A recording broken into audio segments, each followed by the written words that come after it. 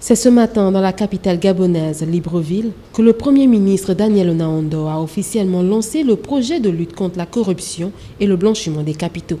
Distingués invités, mesdames et messieurs, comme vous le savez, la vision de développement exprimée par le président de la République, chef de l'État, implique une meilleure gestion des affaires publiques ainsi qu'une moralisation de la vie publique.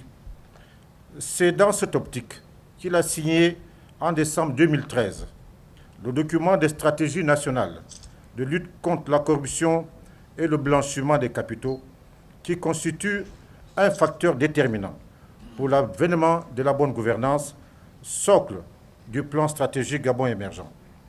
Élaboré avec l'appui technique et financier du Programme des Nations Unies pour le développement, ce document constitue un bon exemple d'assistance et de conseil au gouvernement que je dirige.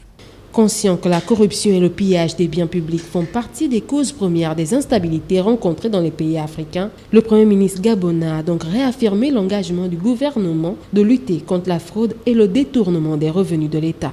Nous réaffirmons la volonté des plus hautes autorités de l'État à lutter contre la corruption et le blanchiment des capitaux dont les conséquences sont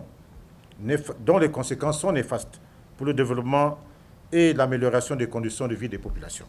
Pour rappel, le Gabon occupe la 94e place dans le classement des pays les plus corrompus au monde. Les participants espèrent que ce projet d'appui renversera la tendance dans les prochaines années.